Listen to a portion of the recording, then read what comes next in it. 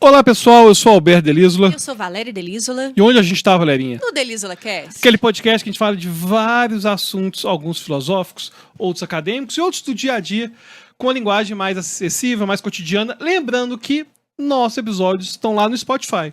Ô Valerinha, eles reclamavam, não, tem que estar no Spotify, tem que estar no Spotify. Então vai lá assistir o Spotify.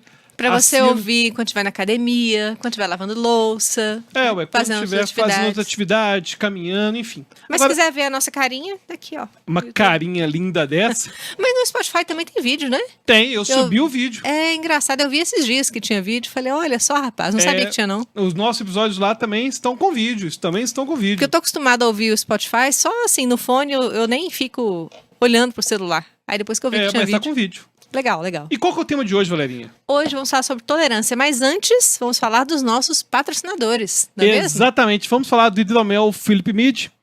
É, na verdade, um vinho de mel, não é licor. E se você quiser conhecer, quiser dar de presente, tem o cupom DELCAST. Que é uma caixa bonita, uma apresentação muito bonita. Que você vai poder ter 10% de desconto para você, para familiares, enfim, presentão aí, ou de aniversário, ou de outras festividades. Isso aí, vocês vão gostar. Bom, e o tema de hoje é sobre tolerância, né, Albertinho? E por que surgiu esse tema? Bom, além de ser um assunto extremamente em voga na contemporaneidade, né, sobretudo nesses tempos de intolerância nas redes sociais, né, enfim. Essa semana eu estava folheando alguns livros lá na minha estante, e aí eu peguei um livro do Voltaire, né, o Tratado sobre a Tolerância, que é um livro que eu já li na época da faculdade, mas aí eu peguei para reler, e foi interessante fazer esse contraponto, né, da época que eu li e agora, e foi legal porque, né, eu já tinha lido há mais de 20 anos atrás, e nas últimas décadas, com essa revolução tecnológica e tudo mais, a intolerância ela ganhou uma nova roupagem, né, se nós podemos falar assim. Então é bacana a gente fazer essa reflexão e nós vamos debater isso com vocês aqui hoje, né? E eu sempre gosto de começar pelo conceito, vocês sabem bem aqui. E aí eu fui ao dicionário para buscar o significado da palavra tolerância. E fui lá no dicionário etimológico e diz que a palavra tolerância tem origem no termo latino tolerare, que significa suportar, aguentar ou resistir. No contexto original, né, a palavra indicava a capacidade de suportar adversidades físicas ou emocionais, né? Então, vejam, suportar, aguentar, resistir. E ainda hoje, esse tratamento das palavras tolerância e intolerância, ele, na sua raiz, né, a gente ainda vê esse conceito. Então, por exemplo, a gente fala tolerância a um medicamento, tolerância à lactose, intolerância à lactose, né? Tolerância à dor, enfim. E é interessante que, com o tempo, esse termo evoluiu para a gente incluir uma ideia de suportar diferenças, né? Como crenças, comportamentos, opiniões divergentes. E essa mudança, então, ela reflete um deslocamento da condição física, né, da conotação física, para uma dimensão social e cultural da palavra tolerância. Então, hoje a gente fala em uma pessoa intolerante, né? O que você pensa, Albertinho? Você pensa imediatamente em alguém que não sabe lidar com as diferenças, não é? Exatamente. Inclusive é um termo assim que a gente vai usar sempre, geralmente de uma forma pejorativa. É, exato. Você não pensa em alguém que tem intolerância ao frio, ao calor, ao glúten, né, etc. Mas vamos ver o que o pessoal do Insta falou pra gente, porque eu abri uma caixinha de perguntas ontem, eu sempre abrindo as coisas em cima da hora, né? Então, mas bastante gente respondeu. E eu perguntei para as pessoas o seguinte, o que tolerância significa para você? Lá na caixinha de perguntas. E muitas pessoas responderam, vamos lá. Eu também mandei, tive algumas respostas, a gente vai alternando aqui. Ah, beleza. Bom, a Fernanda, minha amiga querida, lá de Portugal, disse sabedoria e parcimônia. Interessante, né? A Evelyn, minha aluna, disse aguentar, mas nem tanto. Eu achei muito bom. Aguentar, mas nem tanto. Eu tive uma resposta nesse caminho também que respeitar o que cada um segue. Porém, respeitar não é se calar. Sim, muito importante. E muitos falaram aqui sobre respeito, né? A Nina, do perfil Nós nas Artes, disse parte do respeito, né? O Matheus também, respeito como valor, enfim. A Ellen disse limite máximo suportável, né? A Summer também, minha aluna, disse aceitar um ponto de vista diferente do seu. A Vânia disse quando não incomoda a forma do outro se expressar. Todos nesse sentido. Tem mais alguma Respeitar e interessante? entender diferenças de crenças e opiniões. Exatamente. Aceitar que há outros pontos de vista, outras maneiras de se interpretar as coisas. Muito legal. Bom, muito, muito bacana aí a interação do pessoal. E onde que nós podemos dizer que começou essa transmutação, então, do sentido da palavra tolerância, né? Para o que era a gente pensava de tolerância em tempos de outrora para agora. Bom, eu não sei dizer quando começou, mas eu arriscaria dizer que é uma reflexão que ganhou essa roupagem a partir da intolerância religiosa, tá? Fonte, meu sovaco. Mas é um Tá bom bom? sovaco. É um bom sovaco. Eu penso que essa transmutação, né, da tolerância nesse sentido mais físico para esse sentido mais do sentimento, na intolerância religiosa, desde os primórdios. E aí na filosofia a gente encontra isso muito bem descrito lá na obra do Voltaire que eu mencionei aqui no início. E, aliás, antes de falar sobre isso, a frase "posso concordar com o que você diz, mas defenderei até a morte o direito de você dizê-lo" é frequentemente atribuída ao Voltaire, mas não é do Voltaire, tá? Ela é de uma autora chamada Evelyn Howe. É uma escritora britânica que ela compilou, né, as ideias do Voltaire e ela falava bastante sobre ele e, de forma didática, apresentou essa frase, mas não foi dita por ele propriamente, tá? Então, vamos lá. O Voltaire, ele narra o caso de Jean Calas, que é um caso verídico, de um comerciante que era protestante em Toulouse, e ele foi acusado injustamente de assassinar o seu próprio filho, o Marc-Antoine, né? Bonitinho. Não sei se é assim que pronuncia. Seria Marco Antônio em português. Ele supostamente desejava se converter ao catolicismo. E digamos que foi um caso de fake news do século XVIII. Né? Então, o menino queria se converter ao catolicismo e aí o pai foi acusado injustamente de assassiná-lo. E aí foi baseado... o Voltaire, ele desenvolveu esse capítulo lá. O pai foi acusado Isso. de assassinar ele. Exato. E aí, foi interessante porque o pai foi acusado de intolerância religiosa e morto pelos intolerantes, né? Isso Mas que é mais sempre doido. assim, né? Isso que é muito doido. E aí, vejam, baseado em preconceitos religiosos, sem provas concretas, né, a acusação levou, então, à condenação do Calas a um suplício brutal, né, sua execução em 1762. E aí o Voltaire destaca a parcialidade do julgamento, a influência do fanatismo religioso e a tragédia desse homem inocente aí que foi vítima da intolerância, né, acusado de intolerância religiosa. Hoje em dia, então, é uma prática corriqueira combater a intolerância como enxurrada de intolerância. Mas Então, dizem sempre engraçado assim. colocar isso, porque foi um linchamento parecido com os linchamentos virtuais que a gente tem, que acabam chegando às vias de fato aqui. Exatamente, é a fake news do século XVIII. Agora, eu acho curioso fazer alguns ponderamentos aqui, algumas ponderações, que por que as pessoas têm essa questão de que isso não pode passar. Isso que foi dito não pode passar, essa pessoa tem que ser punida, tem que ser linchada. E por que começa na religiosidade? Tem alguns motivos. O primeiro é que questões morais, elas não são questões quaisquer. Por exemplo, se eu te falo, olha, eu prefiro tomar suco de laranja a tomar Coca-Cola, por exemplo. Mesmo as pessoas que gostam mais de Coca-Cola, todo mundo vai levar numa boa.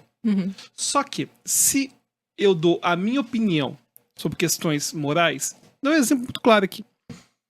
Sou a favor do casamento entre homossexuais. Por que é diferente? Por que é diferente eu emitir uma opinião sobre casamento de homossexuais de eu falar de eu gostar de suco de laranja ou suco de Coca-Cola? Por que faz Suco de Coca-Cola? ou gostar de refrigerante de Coca-Cola? É porque a questão moral, em geral, está associado com sanção. Isso vem desde a religião. Quando a gente pensa, por exemplo, nesses temas que são mais complicados de falar a respeito, como sexualidade, na religião e na sociedade como um todo, a gente vai ter uma ideia de que quem não está dentro desse espectro moral vai ter que ser punido de alguma forma. Essa pessoa vai ter que ser punida. Então, quando eu comento, olha, eu sou a favor do casamento entre homossexuais. Algumas pessoas, devido principalmente a motivos religiosos, podem se tornar intolerantes a esses casamentos, porque, por se tratar de uma questão moral, ela tem que ter punição. Ou seja, a gente tem muito conectado na nossa sociedade, no nosso dia a dia, que aquela pessoa não pode passar sem ser punida. Que é o mesmo pensamento que faz gays, por exemplo, serem espancados na rua sem motivo algum. Só que o ponto é que, nos dias de hoje, tudo vira questão moral. A pessoa ter votado em Lula ou Bolsonaro se tornou uma questão moral. Não deveria ser uma questão moral. Uhum. Não deveria ser uma questão moral, mas se torna uma questão moral. E a intolerância vai estar frequentemente conectada com moralidade. Porque a moralidade vai estar conectada sempre com uma questão envolvendo sanção. E é por isso que a sua ideia de que deve ter surgido na religião é bem razoável. Porque na religião que a gente vai ter sanções. Porque o código moral de uma religião A, B, C, o código moral vai ser distinto, não é uma questão universal. Uhum. E aí vai acabar gerando intolerância mesmo. Com certeza. E aí o Voltaire ele ainda fala, né, nesse mesmo capítulo, ele reflete, né, sobre a importância da virtude em relação ao conhecimento acadêmico, né? Então ele vai dizer que a virtude é preferível à ciência. Porque mesmo que você consiga argumentar ali por A mais B dentro de critérios científicos, né, quando se trata de ter mais tolerância, você tem que colocar a virtude em primeiro lugar. Não é mesmo? Inclusive porque a ciência não é capaz de responder questões morais. Exato. Não é. Um exemplo que eu sempre dava em sala de aula, que você já viu falando 70 mil vezes, já deve ter algum episódio nosso também, mas vai ter de novo, é a questão da clonagem de ser humano. Uhum. A ciência vai ser capaz de me falar se é possível clonar ser humano. Só que não é a ciência que vai me responder se eu devo fazer isso ou não. Uhum. A ciência não vai tornar ninguém virtuoso, não. Aliás, se você pega aí a psicologia de forma geral, primeira metade do século XX são os piores experimentos que a gente já teve na história. Exato. E ele até argumenta que, embora a ciência seja valiosa e deve ser acompanhada de princípios éticos e morais, ele diz que uma sociedade justa depende mais de prática da bondade e da justiça do que do avanço científico isolado. Aí ele sugere, ao longo do livro, né, que a virtude promove a harmonia entre os indivíduos, enquanto ao fanatismo, mesmo entre os instruídos, né, e a gente pode falar também do fanatismo científico, por que não? Claro. Ele pode levar ao caos. E isso faz lembrar, inclusive, que o nazismo usava práticas científicas para justificar a falácia das perseguições, né?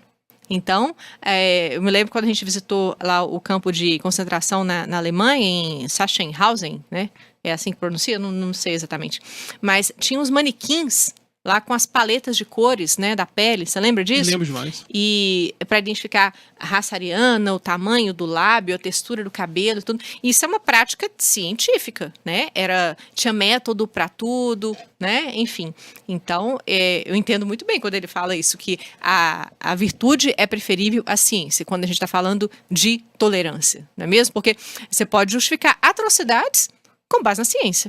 Pode. Você pode começar a falar que, olha, toda criança, e tem cientista que às vezes fala isso, criança que nasceu com qualquer deficiência tem que matar. Isso pode ser um argumento pautado na ciência. Não, a gente tem que deixar apenas os mais aptos que não vão sofrer ao longo da vida e tomar atitude terrível como essa. Uhum. A ciência ela não é capaz de me falar sobre o que eu devo fazer, o que eu não devo fazer. Ela é capaz simplesmente de me mostrar um recorte da realidade. Outra questão, né, que a ciência, ela não vai mostrar o que eu tenho de verdade, não. Ela vai mostrar um recorte daquilo que a gente chama de realidade. E esse recorte, inclusive, ele é temporal. Ele vai estar associado com o tempo em que ele aconteceu, né? Sim. Não, e é engraçado que as redes sociais têm um algoritmo que favorece a intolerância. Se você pega os vídeos que vão ter maior engajamento são sempre vídeos que mais estão conectados com a intolerância. E quando eu digo conectados com a intolerância, eu estou dizendo no sentido de que é um vídeo, é um texto que por algum motivo pessoas assistem e tem uma sensação de que aquilo deve ser punido de alguma forma. Que é aquilo que a pessoa colocou lá no meu, né, no meu Instagram. A gente não deve se calar.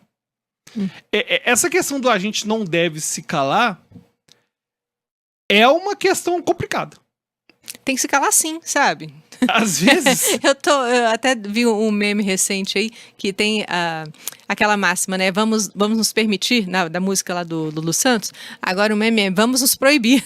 Então, eu acho ótimo isso. Tem que se proibir mesmo, de você se proibir de falar certas coisas. Não tem que falar sobre tudo. É porque, na verdade, hoje banalizou-se demais o que são questões morais pertinentes que devem ser combatidas a todo custo. Colocaram, por exemplo, que qualquer opinião, por exemplo, envolvendo algum tema um pouco mais sensível, virou algo de extrema-direita e extrema-esquerda. E não é bem por aí, não. Exato. E eu até abri a enquete lá do meu Instagram, né? E eu perguntei assim, em quais áreas você percebe mais intolerância? E coloquei política, religião e redes sociais. Quanto você acha que ficou mais ou menos essa divisão? Eu acho que ficou bem igualitário. Foi mais ou menos isso. Política e religião, quase igual. Política, 36%. Religião, 38%. Redes sociais, 26%. Mas acontece que política e religião são discutidas nas redes sociais também, né? Então, exatamente. Colocando assim separado, vai dar essa diferença mesmo. E aí eu fiz uma pergunta também. Você acha que as redes sociais aumentaram a intolerância? Opa, saiu aqui. E aí coloquei a alternativa 1. Sim, as pessoas se sentem mais livres para atacar, já que estão protegidas atrás de uma tela. 2. Sim, mas também ajudam no debate e o saldo acaba sendo positivo. E 3. Não, as redes só amplificam o que já existia. E com 81% de votos, a número 1. Sim, as pessoas se sentem mais livres para atacar, já que estão protegidas atrás de uma tela. Rola isso, né? Às vezes tem gente que a gente conhece no dia a dia, que é super simpático e tal, e na rede social é um cão raivoso, né? É impressionante porque as pessoas, quando estão na rede social, elas viraram um avatar, né? Então elas são um avatar e aí vão falar daquele avatar. E é interessante que tem uma enquete que você colocou, que eu repliquei também, que foi: você deixou de seguir alguém por discordar? Isso aí no seu tem direto. Você comenta alguma coisa lá e o povo deixando de seguir. Aí a maior parte das pessoas colocaram aqui: depende, algumas coisas não devem ser aceitas. E eu acho curioso isso, porque as pessoas, às vezes... Eu não acho que ninguém tem que ficar obrigado a ficar me seguindo, não. Pô, mas eu gravo, às vezes, com uma pessoa X ou uma pessoa Y, deixando de seguir. E a pessoa se dá tanta importância, né? Tipo, atenção. Tô deixando de seguir. Amiguinho, você não é aeroporto, não, que tem que ficar anunciando sua partida, não, sabe? Não, e o que eu acho mais curioso dessa questão desse obrigado a te desseguir e avisar todo mundo, é claro que eu dessigo um monte de gente. Né, porque é muito conteúdo. E eu até deixo de seguir gente que fica louco em época de política. Porque tem gente, cara, que fica em época de política muito fica chato demais. E aí começa a ter um conteúdo que não me interessa. Mas eu dificilmente vou deixar de seguir alguém porque eu discordo de algum posicionamento dessa pessoa. E é interessante que eu vejo muito nas suas redes sociais, né, que você publica conteúdo pra caramba, você coloca ali aquele tanto de coisa gratuita, curso gratuito e tudo mais, aí a pessoa vai sugar vampiriza todo o conhecimento que você coloca gratuitamente na internet, aí você pega e posta um conteúdo, uma collab com alguém que ela não gosta. nossa, aí já é motivo para falar, estou decepcionado com o Alberto. Me decepcionou. Decepcionou. Nossa, meu filho, assim, que coisa mais adolescente, né? A gente até gravou um episódio aqui sobre isso, sobre a adolescentização da vida adulta, que as pessoas são muito mimadas, não é mesmo? Ah, me decepcionou, agora tô com raiva. Parece aquelas brigas de colégio, né? Não, tá andando com a outra menina, não quero mais conversar com ela. Agora, tem motivo para isso acontecer em rede social, que tem a ver com a própria natureza de algoritmo e tem a ver com o que os estudos científicos têm falado sobre isso. A gente tem bastante evidência de que quanto mais exposição a gente tem a opiniões diferentes da nossa, mais tolerante a gente fica. Uhum. Então, eu sempre estou participando de bolhas que não são as minhas bolhas. Eu gosto de ver o que as pessoas pensam, mesmo sabendo que elas discordam de mim. E isso acaba desfazendo vários dos mitos e preconcepções que eu tenho. Só que essa minha busca em ver e participar de discussões que não são realmente dos meus círculos é um comportamento que vai contra aquilo que a rede social faz. O que a rede social faz? Ela vai te mostrando conteúdos que ela tem certeza que ou você concorda muito ou que você vai ser inflamado para poder brigar com alguém. Então, é bem curioso isso, né? Às vezes a gente comenta sobre as diferenças do meu Instagram e do seu. Tem certos temas que no meu Instagram não acontece nada de comentário. Uhum. Nada. E que no seu o pessoal tá em polvorosa. E eu tenho pouquíssimo seguidor, e você tem seguidor pra caramba. Não, e é às engraçado vezes, isso. tem temas aí que os seus seguidores... Que aí depende da bolha, né? Porque a gente vai ter bolhas e a gente vai agir de acordo com essas bolhas. E o pior é que, às vezes, eu até clico em conteúdos que não me interessam por curiosidade e o algoritmo até fica achando que eu tô interessado naquilo, começa a mandar um monte de vídeo daquilo. Então, você pega algum vídeo bizarro envolvendo alguém fazendo alguma demonstração bizarra, você, pô, que coisa mais bizarra, e aí começa a mostrar muito e tal. Mas logo, logo ele volta pras bolhas, enfim, vai te mostrar. Por exemplo, hoje, grande parte dos meus conteúdos que eu vejo no Instagram é de paternidade. Uhum. É mostrando coisa de paternidade que a gente tem agora. Rafael, Beatriz, é natural que isso surja. Mas, ao mesmo tempo que paternidade virou um conteúdo da minha bolha, tem certos espectros políticos que acabam se tornando também parte deste conteúdo de bolha. Por exemplo, em geral, isso é coisa bem interessante. Conteúdos de paternidade, gente, isso não é científico não, viu? Mas conteúdos de paternidade tendem a ser conteúdos mais conservadores. E conteúdos de maternidade mais misto. Porque tem muita feminista advogando em relação à maternidade, e tem, enfim, mulheres conservadoras também advogando pela maternidade. Agora, a paternidade, pelo menos no meu Instagram, frequentemente ela vai ser divulgada por grupos conservadores. Aí, quer queira, quer não, meu Instagram acaba virando um Instagram mais de opiniões conservadoras. Eu fico imaginando a pessoa que é intolerante, né? É. Aí a pessoa chega, faz um vídeo falando da importância da religião para ela, da importância do catolicismo, do protestantismo, do cristianismo. Ai, fulano, você viu? Virou crente. Vou deixar de seguir. E deixa lá o recadinho, né? Mas você falou aí de paternidade, maternidade, eu evito seguir muito os perfis de maternidade, essas coisas, porque eu acredito que, diferente dos perfis de paternidade, né, os de maternidade tem muito coisa assim de impor regras, né? Tem muita intolerância. Então, eu já vi muita gente falando que a mulher que decide fazer o parto cesárea é menos mãe do que aquela que decide fazer o parto normal. Eu já sabe? vi mulher Umas coisas absurdas. advogando pelas dores do parto. Pois é. Que eu tenho que sentir as dores do parto. É. Porque senão não é um parto Não de é um verdade. parto de verdade? Como assim? Não, eu vi um vídeo de uma médica falando isso, que uma cesárea não era um parto. Era uma cirurgia. Como assim? Uma via de parto, gente? Como que não, né? Aí começa a surgir muita intolerância nesse meio, por isso que eu evito de ficar vendo muito. Fala também da amamentação, a mulher que não amamenta é menos mãe. Se você dá tela, você é uma péssima mãe. Muita regrinha que vão gerando essas questões de intolerância que, assim, independentemente de serem conservadores ou mais progressistas, mas o tal da regra é, assim, absurdo. E eu acho que cada uma tem o seu jeito de maternar, né? É uma coisa que... E ninguém sabe a história de ninguém. Ninguém Por sabe. exemplo, eu vejo muita gente comentando sobre bico. Falam do bico. Que da em alguns chupeta, países é chupeta, Tem exato. alguns países aí, né, estrangeiros que falam chupeta. Que tem gente que vai demonizar o bico, a chupeta, num nível assim absurdo. E aí, demoniza. Você não sabe como que tá a vida daquele casal lá com aquela criança lá. Que tá precisando de um sossego, aí dá o biquinho pro menino sossegar. A pessoa não tem rede de apoio, não tem babá, isso, aquilo. Até mesmo dela.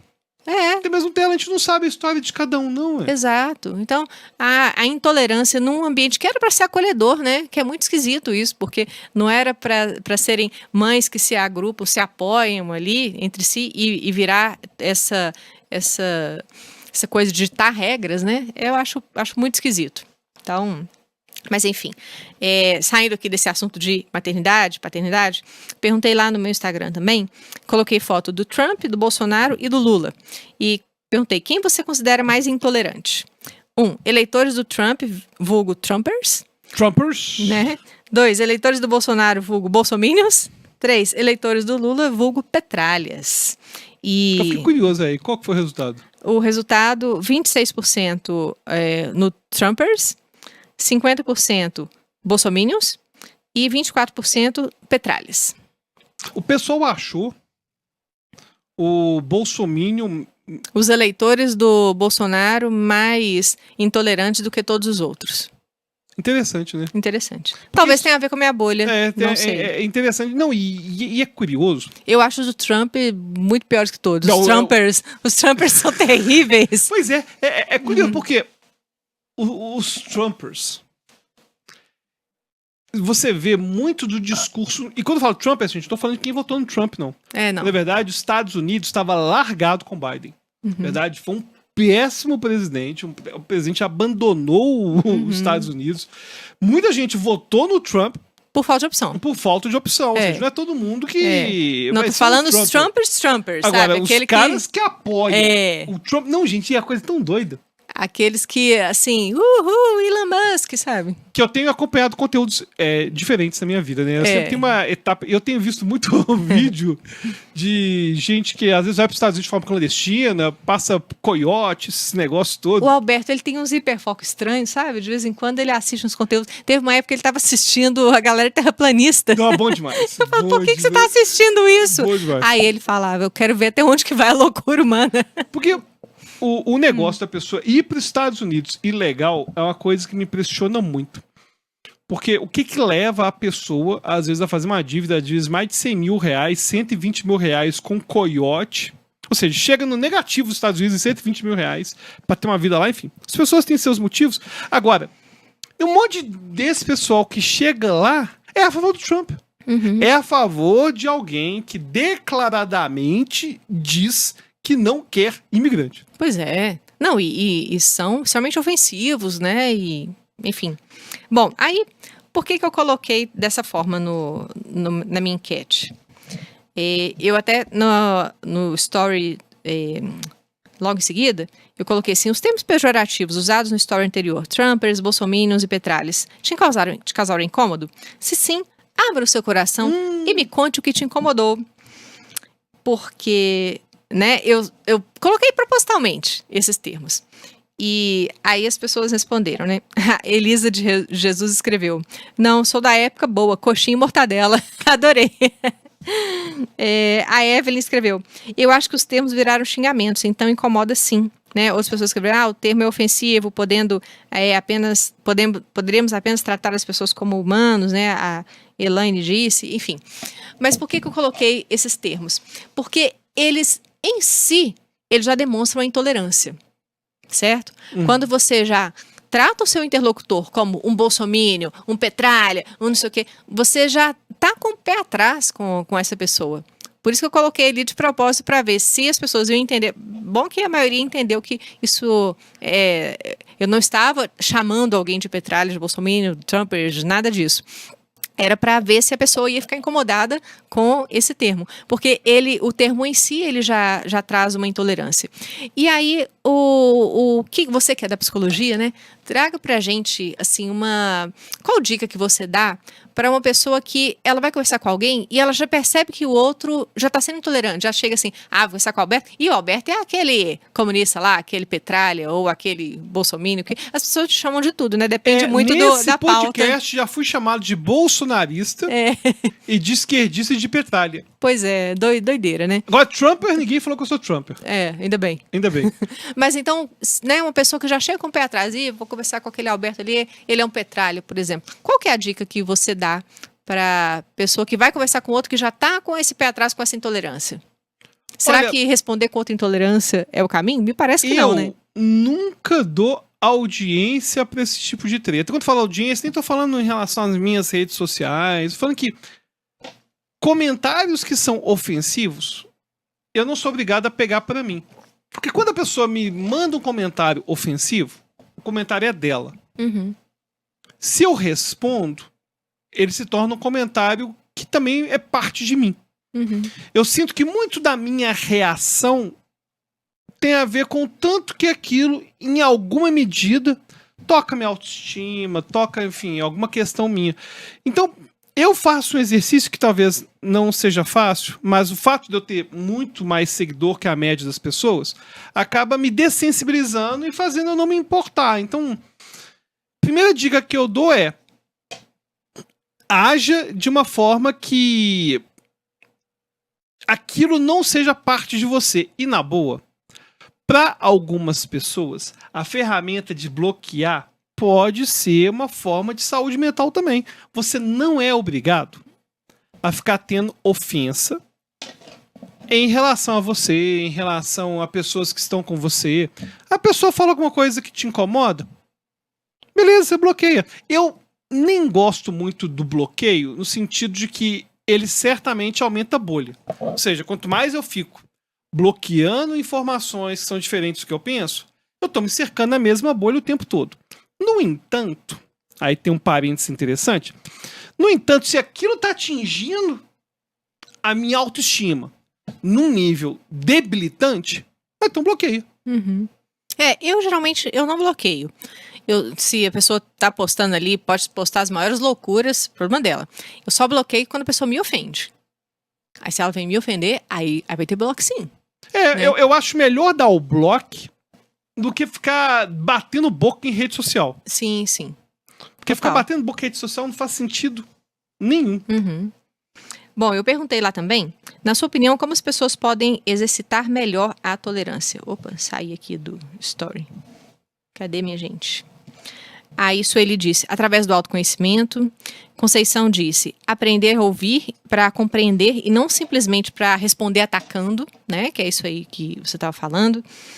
A Elisa de Jesus, ela é ótima, adoro as respostas dela. Terapia, tomar cerveja, tomar passes, ouvir Bezerra da Silva. Muito bom. Tem cocaína na geladeira. Excelente. Elaine diz, sendo empático. A Silvana, procurar se colocar no lugar do outro. Muitos falaram aqui de empatia, né? Jaqueline falou de empatia, Maisy falou da escuta sem julgamentos, a Aline Loredane, até que esteve aqui no nosso podcast, né? Um beijo para ela, disse julgar menos, respeitar as opiniões diversas da sua e exercitar a empatia. A Summer disse experiências, pontos de vistas, opiniões e pesquisas. A tolerância te leva... desculpa, ela escreveu três comentários, 3 caixinhas. Começa no anterior. Entender que saber mais não é sinônimo de inteligência, e sim de convivência e troca de experiências, pontos de vista, opiniões e pesquisas. A tolerância te leva a caminhos inimagináveis, sem invalidar a sua opinião. Agora, interessante. Eu acho interessante disso que você está trazendo, e que tem a ver com o tema, é que é claro que a tolerância e a intolerância é um problema velho. Tem séculos esse problema. Uhum. Só que, para mim, é muito fácil perceber o tanto que rede social tem catalisado esse problema.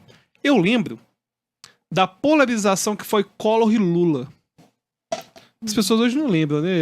Enfim, elas nasceram depois, mas, na boa, era muito polarizado. Era muito polarizado. Era muito polarizado, só que tinha uma diferença enorme. Pô, a gente era criança. Eu Mas lembro. tinha uma diferença. Não, mas a minha diferença pra você são 3 anos de idade, faz muita diferença nessa época. É.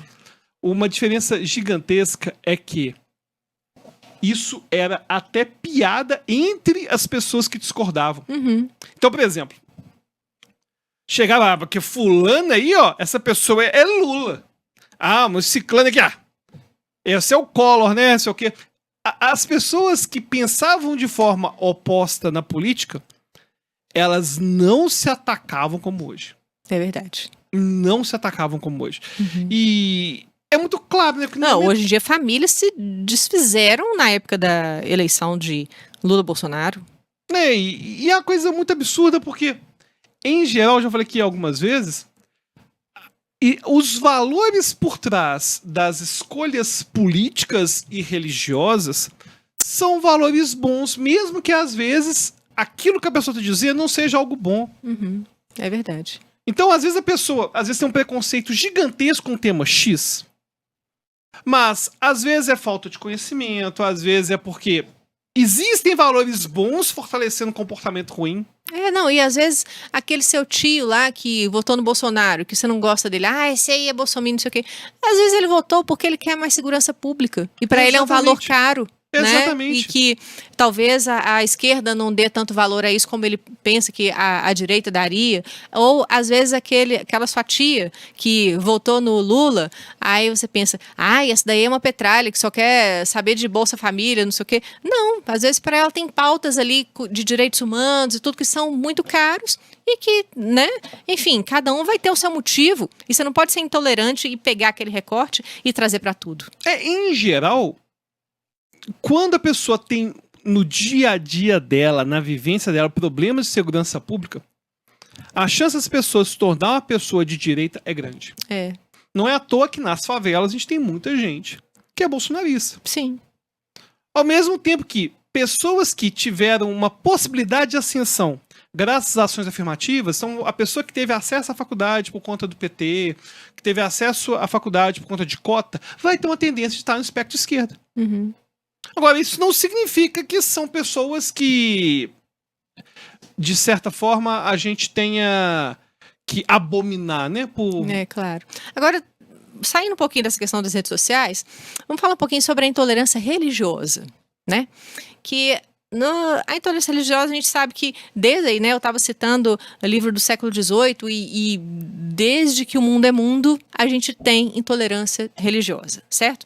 E no Brasil, a gente sabe que as religiões que mais sofrem ataques e perseguições, segundo dados do Disque Denúncia, né, o Disque 100, são as religiões afro-brasileiras, como Candomblé, Umbanda, e isso vem de uma herança do colonialismo, né, uma repressão às religiões de matriz africana, que há uma estigmatização, né, de uma associação com práticas diabólicas, que vai ser promovida por discursos religiosos muito intolerantes. Então a gente vê aí na mídia direto, atos de vandalismo, ataques aos templos e terreiros, são, né, infelizmente, uma realidade no Brasil. Tem até uma praça aqui em Belo Horizonte que tem uma imagem de um preto velho, que ela já foi vandalizada várias e várias vezes, né? Coitado do preto velho lá. E aí a gente entra em outra discussão, que é a laicidade, né? O Brasil é um estado laico, mas não é ateu. No preâmbulo da Constituição fala sobre o termo Deus, certo? E nas minhas aulas de direito constitucional isso sempre dá discussão. E isso significa que nós, né, enquanto brasileiros, nós aceitamos qualquer religião desde que ela não fira os direitos fundamentais. Então pode, por exemplo, uma religião que promova sacrifícios humanos? Claro que não, porque isso fere os direitos fundamentais. Agora, e os símbolos religiosos em repartições públicas? Aí já é outra discussão, né? Da questão da laicidade. Uma coisa é a gente aceitar toda e qualquer religião, outra coisa é o Estado se valer de símbolos religiosos e colocar lá um crucifixo no tribunal do júri. Isso é um problema. Agora eu tenho uma questãozinha aí. Diga. Eu concordo que, por exemplo, ter símbolo religioso no tribunal do júri é absurdo. Mas, por exemplo, hospital público. Eu sou a favor de ter todos os símbolos que as pessoas quiserem. Ou que o Estado Tem uma capela. Tem uma capela, por exemplo, ou um local espírita, enfim, dentro de um hospital, Aham. eu acho que faz muito sentido porque tem a ver com a natureza do serviço que é prestado lá. Sim. Porque algumas pessoas vão fazer orações, vão fazer peregrinações envolvendo cura, e o hospital combina com isso. Uhum. Ou seja, eu não vejo como proselitismo religioso a gente ter santo, ter cruz, ter capela dentro de hospital público. Claro que falando do âmbito público, que o privado não interessa, né? Tô falando do Claro, público. claro. Agora, na repartição pública, por exemplo, você pega num TJ da vida, num tribunal de júri, ter símbolos cristãos me incomoda. Uhum. Imagina se fosse substituído se o crucifixo fosse substituído por Ganesha, né? Por exemplo. Então- As pessoas não reagiriam bem. Exato. Bom, e nas escolas? Vamos lá. Claro que escola pública não tem que ter símbolo religioso, certo? Uhum. Mas e aquele caso da criança que foi impedida de entrar no colégio com um colar que era um guia dos seus orixás? O que você pensa sobre isso? É caso de intolerância, não é? Pois é, por exemplo, teve na França a impossibilidade de usar o turbante. turbante. E como que chama aquele muçulmano? O hijab. É o hijab. Uhum. E meu posicionamento é de que se é de natureza religiosa e vai ter algo que vai ter que ser debatido, tem que ser permitido. Permitido? Tem que ser permitido o uso individual pela pessoa. Então, porque as pessoas usam crucifixo também.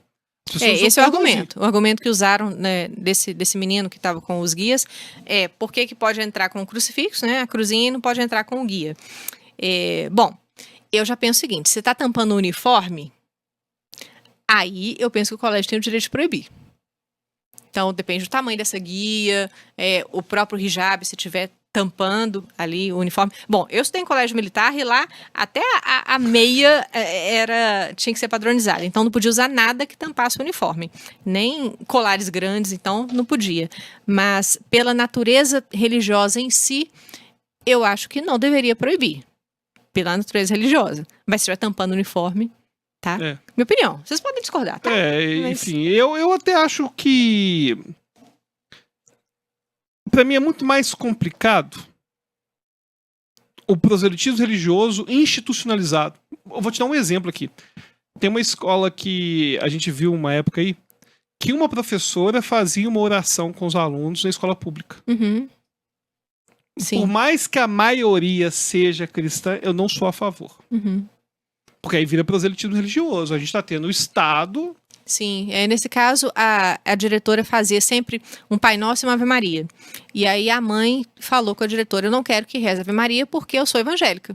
Então, meu filho está sendo constrangido aqui de rezar Ave Maria. A mãe tá certa. Se é uma Claro. escola pública, Claro, tá né? certo. Enfim. E a diretora não deu ouvidos, falou: vou continuar rezando Ave Maria sim. E continuou. Tomou processo e tudo mais, né? Enfim. E tem que tomar Escola mesmo. pública, né? Não pode. Se fosse uma escola católica, aí tudo bem, né? Que é outra coisa interessante, o cara coloca o filho no Colégio Batista, por exemplo, aqui em Belo Horizonte.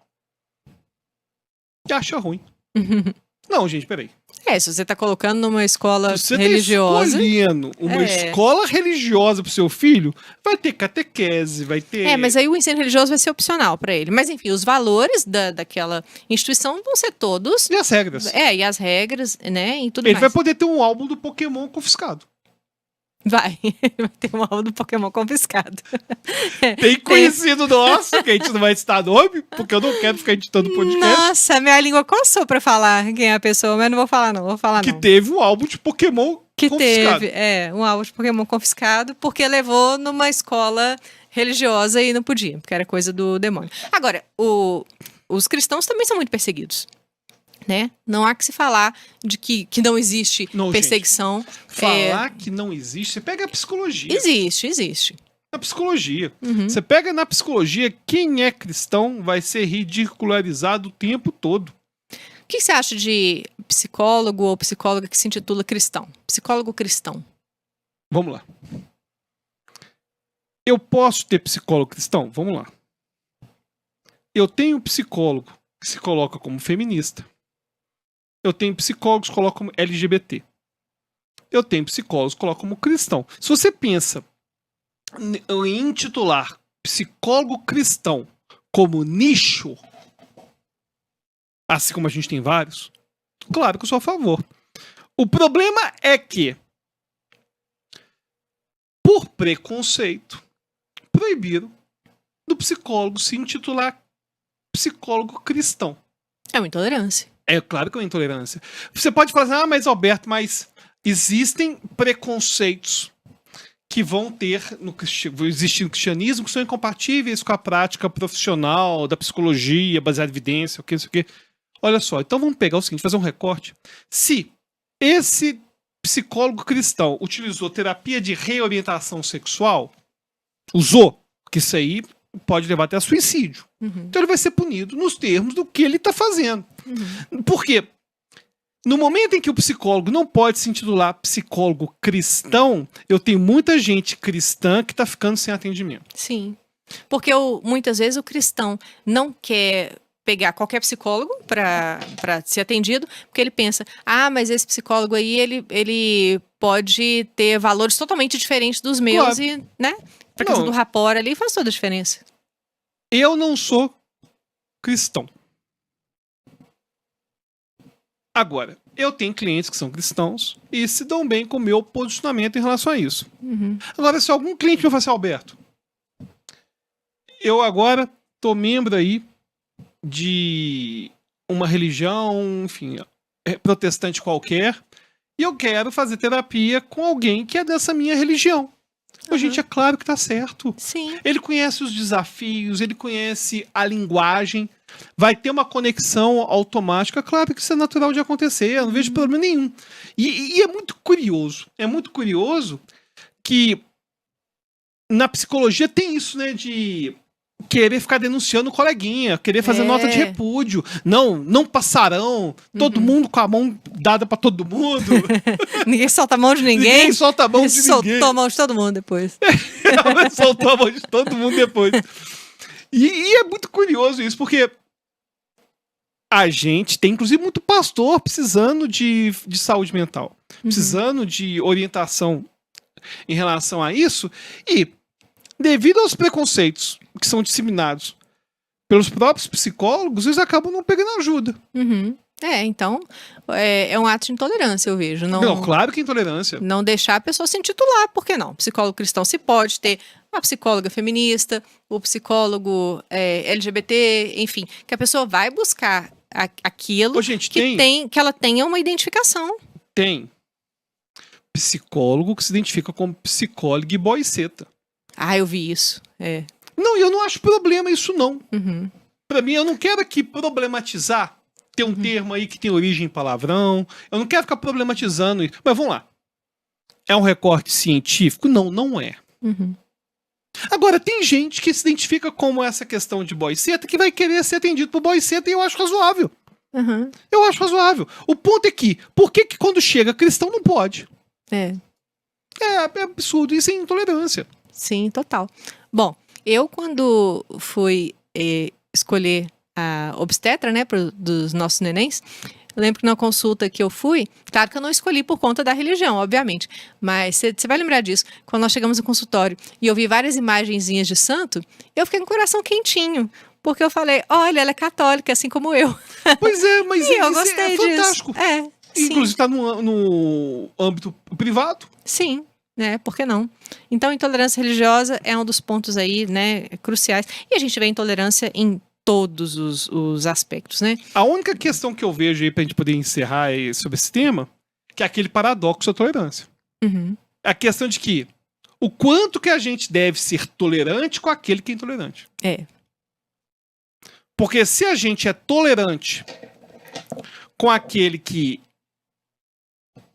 é um assassino, ou aquele que faz discurso de ódio, se eu vou tendo tolerância com esse intolerante, ele vai acabar dominando cada vez mais a narrativa. E ele vai ficar sem controle. Então, o problema que eu vejo não é essa questão das pessoas... eu tenho que me posicionar. Não, o problema é que o que é opinião de extrema direita hoje, de certa forma, tá banalizado. É alguém falar que é a favor de homeschooling, mas isso é extrema direita. Pois é. E eu até coloquei lá no meu story, um deles foi: até que ponto a tolerância é uma virtude? Aí o item 1, sempre entender o outro fortalece as relações. 2, depende, algumas coisas não devem ser aceitas. E 3, nunca, o excesso de tolerância pode ser prejudicial. O que venceu foi depende, algumas coisas não devem ser aceitas. No meu também, o que venceu foi esse. Só que, o ponto que eu coloco, eu até concordo com isso. Algumas coisas não têm que ser aceitas mesmo, não. Alguém falando que é a favor de torturar animal de estimação, essa pessoa tem que ser banida, tem que ser punida de acordo com o devido processo legal. O ponto não é esse. O ponto é que hoje as pessoas colocam que várias opiniões e vários comportamentos vão ser nazistas, vão ser fascistas, vão ser de discurso de ódio. Peraí, não é bem por aí, não. Porque no momento que você fala que tudo é discurso de ódio, eu já não consigo mais recortar o que é discurso de ódio. Sim, que aí vai rotular e pronto. Não, rotula aquilo como discurso de ódio. E o problema é que tira o protagonismo em relação às pessoas que são vítimas de verdade de discurso de ódio. No momento em que... banaliza. No momento que tudo é discurso de ódio, quem sofreu realmente um discurso de ódio, que está sofrendo ameaça de ser assassinado, essa pessoa é a mesma coisa que alguém que no trabalho que colocou, sei lá, um símbolo bolsonarista ou petista na mesa. E não é a mesma coisa, não. Exato. Bom, tolerância é um tema que precisaria de mais tempo pra gente dissecar sobre vários meandros, né?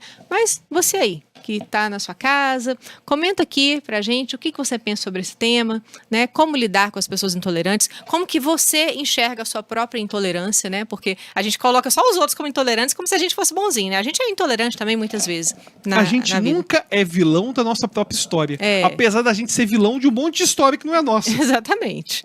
Então, fazer essa reflexão aí, esse autoconhecimento é bom, né? E muito qualquer sugestão, importante. Deixa no comentário, dá a sua definição aí sobre essas questões todas. Valeu, pessoal. Sugira novos temas. Isso, e até a próxima. Até mais.